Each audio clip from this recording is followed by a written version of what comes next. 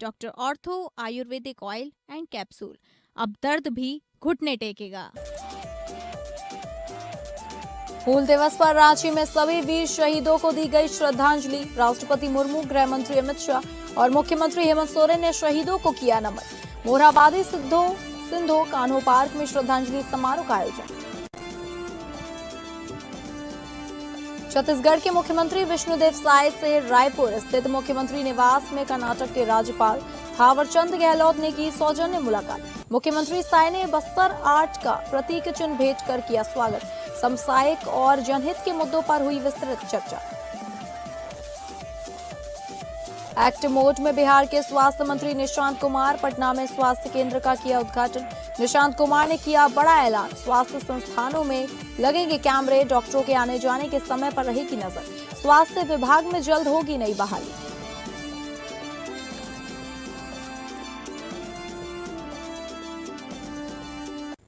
नमस्कार, आप सभी का बहुत स्वागत है स्टेट लाइव में और मैं हूं आपके साथ अंकिता सिंह। स्टेट लाइव की शुरुआत करेंगे झारखंड की खबरों का रुख करके।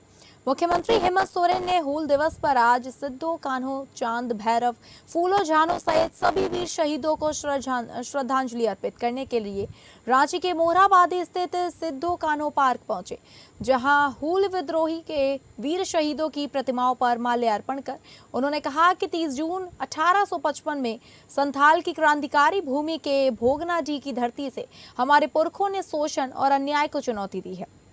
उन्होंने ये भी कहा कि झारखंड के वीर पुरखों के संघर्ष उनकी पहचान है और उनका बलिदान ही राज्यवासियों की शक्ति है। इस अवसर पर मुख्यमंत्री की पत्नी एवं विधायक कल्पना सोरेन, झामुमो के केंद्रीय महासचिव सुप्रियो भट्टाचार्य और कांग्रेस प्रदेश अध्यक्ष केशव महतो कमलेश भी उनके साथ ही नजर आए।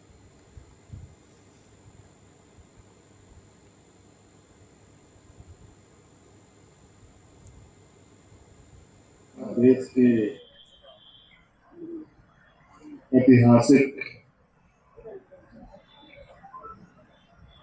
दिवस के अवसर पर उपस्थित आप सभी यहाँ पर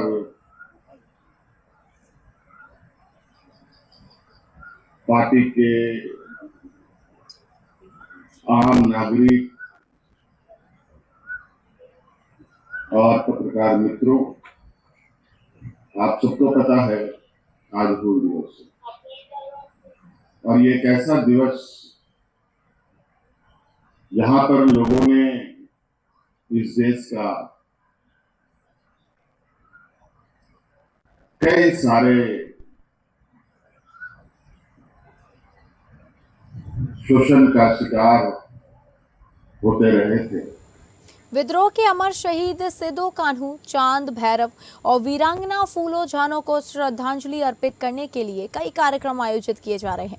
रांची के मोरहाबादी स्थित सिद्धो कान्हू पार्क में भी विशेष श्रद्धांजलि समारोह का आयोजन किया गया, जिसमें सत्ता पक्ष और विपक्ष के कई वरिष्ठ नेता शामिल हुए। हूल दिवस के अवसर पर राष्ट्रपति द्रौपदी मुर्मू, केंद्रीय गृह मंत्री अमित शाह और मुख्यमंत्री हेमंत सोरेन ने संथाल विद्रोह के अमर शहीदों को नमन किया। वहीं हूल दिवस के अवसर पर भाजपा प्रदेश अध्यक्ष आदित्य साहू और नेता प्रतिपक्ष बाबूलाल मरांडी ने भी रांची के मोरहाबादी स्थित सिद्धो कान्हू पार्क पहुंचकर श्रद्धा सुमन अर्पित किया। इस दौरान राज्य के कई प्रमुख नेताओं की मौजूदगी रहेगी।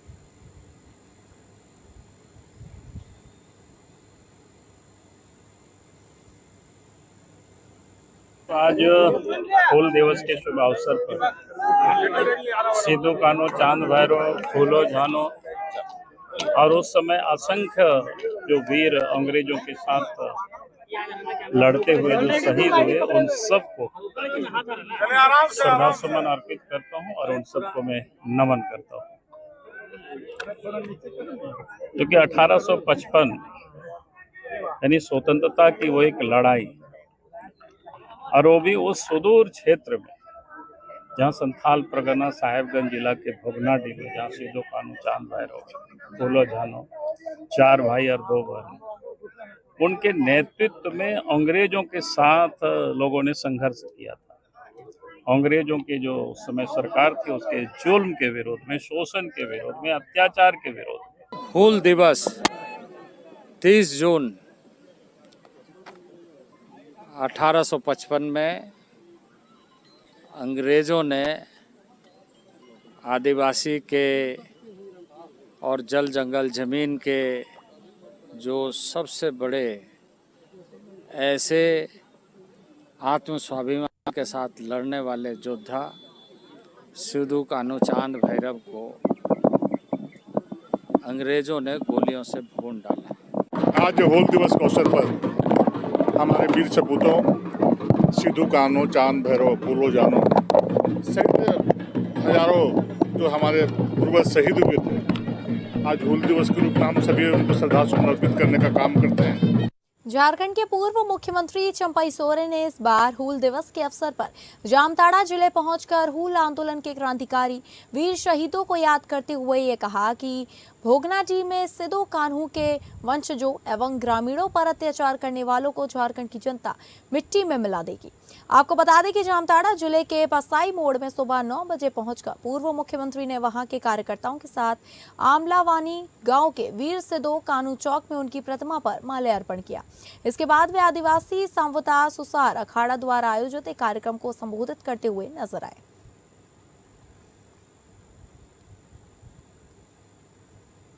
पूरा भारत देश में आज हूल दिवस हो रहा, लेकिन जिस धरती में आज सिद्धू कान्हू चांद भैरव फूलो जानो जिस गांव में जन्म लिया भोगनाडीह में, आज उसी गांव में आज ये सरकार जेएमएम सरकार आज वहां पर 58 मजिस्ट्रेट को नियुक्त कर दिया और पूरा फोर्स से छावनी कर दिया और किसी तरह का वहां माझी आराम और सिद्धू कान्हू वंशो जो कार्यक्रम करते हैं किसी तरह का आयोजन करने नहीं दिया। क्या विडंबना है, कौन सा गलती किया भोगनाडीह का माझी आराम। मुख्यमंत्री हेमंत सोरेन द्वारा रांची के खेलगांव स्थित टाना भगत स्टेडियम में 1042 नवचयनित सहायक शिक्षकों को नियुक्ति पत्र सौंपे जाने के बाद प्रदेश भाजपा ने राज्य सरकार पर सवाल खड़े किए हैं। सोमवार को आयोजित इस कार्यक्रम में प्राथमिक और मध्य विद्यालयों के लिए चयनित शिक्षकों को नियुक्ति पत्र वितरित किए गए, जिसमें कक्षा 1 से 5 के लिए 274 और कक्षा 6 से 8 के लिए 768 शिक्षकों की नियुक्ति शामिल रही। प्रदेश भाजपा के मुख्य प्रवक्ता प्रतुल शाहदेव ने इस नियुक्ति प्रक्रिया पर प्रतिक्रिया देते हुए कहा कि राज्य के सरकारी विद्यालयों में करीब 50,000 शिक्षकों के खाली पद हैं, जबकि सरकार केवल लगभग 2% रिक्त पदों पर नियुक्ति कर उसका जश्न मना रही है। उन्होंने आरोप लगाया कि सरकार शिक्षा व्यवस्था की वास्तविक चुनौतियों से ध्यान भटकाने का प्रयास कर रही है। प्रतुल शाहदेव ने कहा कि झारखंड के हजारों सरकारी विद्यालय आज भी प्रभारी प्रधानाचार्यों के भरोसे संचालित हो रहे हैं।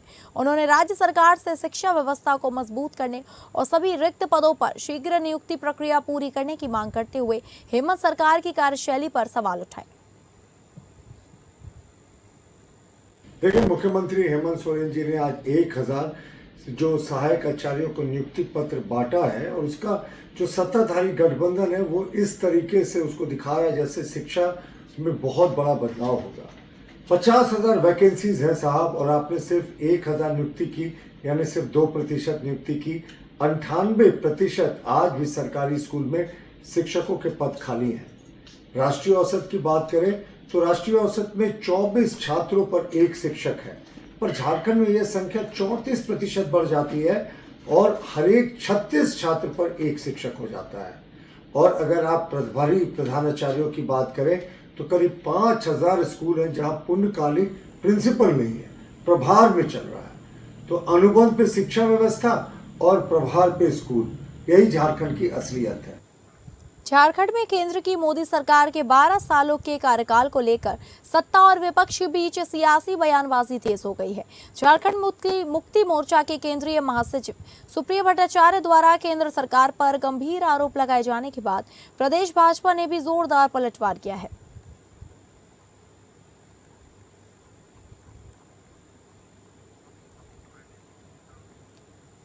देवघर के सोनारा ठाड़ी प्रखंड की नवाडी पंचायत में मंगलवार तड़के दिल दहला देने वाली वारदात सामने आई। अज्ञात बदमाशों ने घर में सो रही रूबिका खातून और उनके 14 वर्षीय बेटे मुशर्रफ उर्फ छोटू की धारदार हथियार से गला रेत कर हत्या कर दी।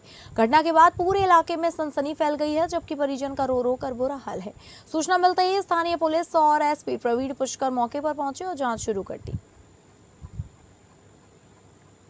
बीती रात हमें सूचना प्राप्त हुई लगभग 3:30-4 बजे कि यहाँ सोनारे ठाड़ी के इस गांव में रुबेदा खातून तथा उनके बेटे की हत्या कर दी गई है। तो उसके सूचना के बाद तुरंत यहाँ पे पुलिस की टीम पहुँची और यहाँ पे देखा कि उन दोनों की डेड बॉडी पड़ी है और काफ़ी सारा खून बहा है। ऐसा प्रतीत होता है कि कुल्हाड़ी और हथौड़े से उनकी हत्या की गई है। आगे पुलिस इसमें छानबीन कर रही है। वो जो आपसी विवाद हुआ था जिसके कारण मारपीट हुई थी और उनके पति की मृत्यु हो गई।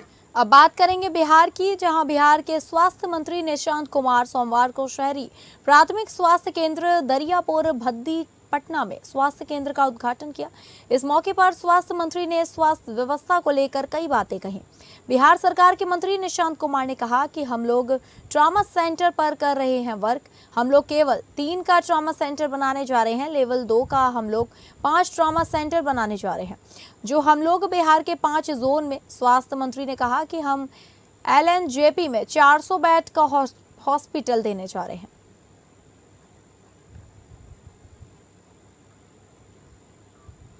भागलपुर पुलिस ने अपराधियों के मंसूबों पर पानी फेरते हुए बड़ी कार्रवाई की है। नाथनगर थाना क्षेत्र के शंकरपुर दियारा इलाके से 3 अपराधियों को अवैध हथियार और कारतूस के साथ गिरफ्तार किया गया है। इस गिरफ्तारी की जानकारी भागलपुर के सिटी एसपी अतुलेश झा ने दी है। उन्होंने बताया कि पुलिस को सूचना मिली थी कि कुछ अपराधी किसी बड़ी आपराधिक घटना को अंजाम देने की तैयारी में है और इसके लिए हथियारों का संग्रह कर रहे हैं। सूचना के आधार पर नाथनगर थाना पुलिस, STF टीम और सशस्त्र बल की संयुक्त टीम ने शंकरपुर दियारा में छापेमारी कर 3 अपराधियों को गिरफ्तार किया।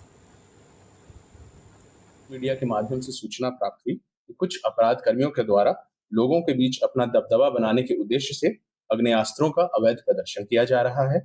इस मामले का एक वायरल वीडियो संज्ञान में लिया गया है और उसके आलोक में नाथनगर थाना में सुसंगत धाराओं में अभियोग दर्ज किया गया। वीडियो में दिख रहे अपराध कर्मियों की गिरफ्तारी हेतु वरीय पुलिस अधीक्षक महोदय के निर्देशन में SDPO 2 सिटी के गाइडेंस में टीम ऑर्गेनाइज की गई। थानाध्यक्ष नाथनगर उसको लीड कर रहे थे एवं STF भागलपुर की जो टीम थी उनका भी सहयोग लिया गया।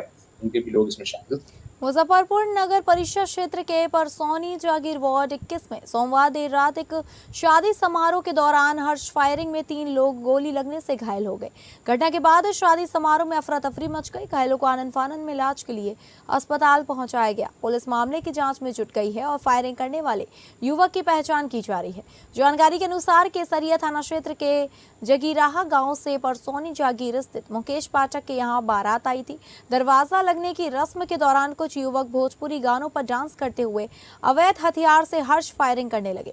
प्रत्यक्षदर्शियों के अनुसार गोली चलाने वाला युवक नशे की हालत में था। इसी दौरान अचानक गोली चली, वहां मौजूद 3 लोगों को लग गई। घायलों पर परसौनी जहांगीर निवासी व टेंट संचालक अनिल पासवान 35 वर्षीय गंभीर रूप से घायल हो गए।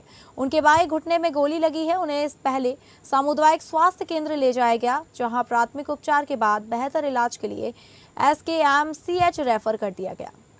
खबरों के सिलसिले में आगे बढ़ेंगे और बात करेंगे छत्तीसगढ़ की, जहां मुख्यमंत्री विष्णुदेव साय से राजधानी रायपुर स्थित मुख्यमंत्री निवास में कर्नाटक के राज्यपाल थावरचंद गहलोत ने सौजन्य भेंट की। छत्तीसगढ़ प्रवास पर पहुंचे राज्यपाल का मुख्यमंत्री ने आत्मीय स्वागत किया। मुलाकात के दौरान दोनों नेताओं के बीच सौहार्दपूर्ण माहौल में कई महत्वपूर्ण विषयों पर चर्चा हुई। इस अवसर पर मुख्यमंत्री विष्णुदेव साय ने राज्यपाल थावरचंद गहलोत को बस्तर की समृद्ध कला और सांस्कृतिक विरासत का प्रतीक बस्तर आर्ट का स्मृति चिन्ह भेंट कर उनका सम्मान किया। यह भेंट छत्तीसगढ़ की सांस्कृतिक पहचान और परंपरा का प्रतीक रही।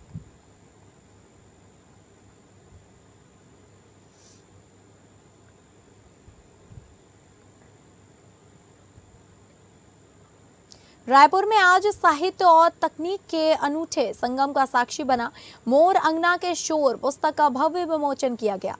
इस अवसर पर छत्तीसगढ़ के कैबिनेट मंत्री केदार कश्यप मुख्य अतिथि के रूप में शामिल हुए।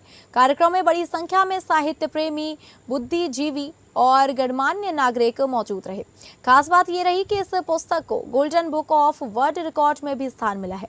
विमोचन के दौरान मंत्री केदार कश्यप ने पुस्तक को बदलते समय की आवश्यकता बताते हुए लेखक को इस उपलब्धि के लिए बधाई दी। उन्होंने कहा, यह पुस्तक केवल पढ़ने वालों के लिए ही नहीं बल्कि उन लोगों के लिए भी उपयोगी है जो पढ़ लिख नहीं सकते या दृष्टिबाधित है, क्योंकि इसे सुनने की सुविधा भी उपलब्ध कराई गई है। उन्होंने इसे समाज के हर वर्ग तक साहित्य पहुंचाने की दिशा में एक सराहनीय और अभिनव प्रयास बताया।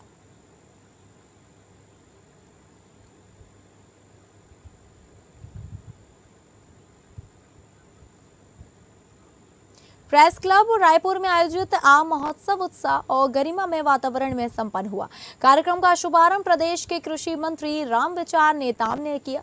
इस अवसर पर रायपुर प्रेस क्लब के अध्यक्ष मोहन तिवारी, पदाधिकारी, वरिष्ठ और युवा पत्रकार बड़ी संख्या में उपस्थित रहे। आम महोत्सव में विश्व प्रसिद्ध अल्फांसो, बैगनफली, लंगड़ा, तोतापरी सहित कई किस्मों के स्वादिष्ट आम पन्ना, आम की कुल्फी का सभी ने आनंद लिया। मुख्य अतिथि कृषि मंत्री रामविचार नेताम ने अपने संबोधन में कहा कि आम हर किसी का खास है।